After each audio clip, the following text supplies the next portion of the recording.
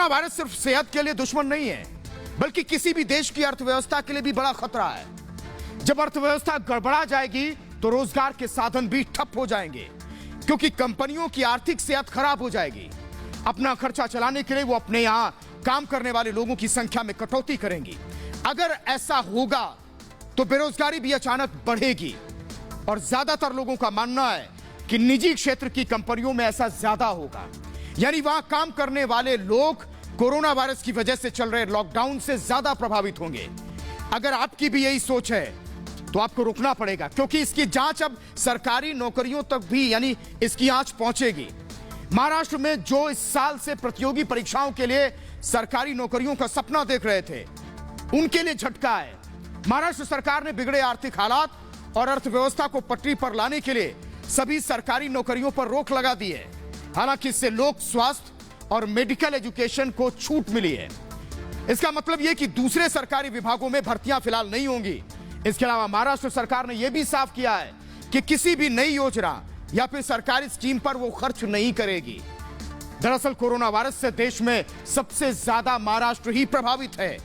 अब तक राज्य में 16,758 मरीजों में पुष्टि हुई है कोरोना की, और 10,914 मामले तो अकेले मुंबई से हैं।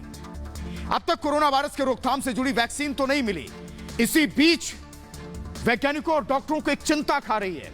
यह चिंता संक्रमण के दौर और उस दौरान होने वाली मौत को लेकर नहीं है, बल्कि फिक्र इस बात को लेकर है कि जो मरीज ठीक हो चुके हैं, क्या उन पर कोरोना वायरस से दोबारा संक्रमित होने का खतरा है।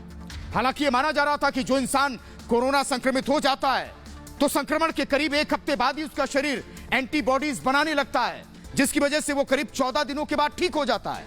लेकिन अभी तक ये साफ नहीं हो सका है कि ठीक होने के बाद क्या मरीज कोरोना वायरस के खिलाफ इम्यून हो जाता है। अगर इसमें इम्यूनिटी आ जाती है तो कितने वक्त तक रहेगी। इसका मतलब यह है कि क्या दोबारा वो संक्रमित नहीं होगा। दरअसल जब किसी वायरस संक्रमण होता है तो हमारे शरीर का जो रोग प्रतिरोधक तंत्र है वो एक्टिव हो जाता है। बीमारी को रोकने के लिए शरीर एंटीबॉडीज को बनाता है। यानी एक बार फिर जब से कोई शख्स ठीक होता है संक्रमण से, तो उसके शरीर का इम्यून सिस्टम उस वायरस को याद कर लेता है। इसलिए जब बाद में कभी वो वायरस दोबारा हमला करता है तो इम्यून सिस्टम जरूरी एंटीबॉडीज से पलटवार करने लगता है, जिसकी वजह से संक्रमण फैलने से पहले ही वायरस खत्म होता है।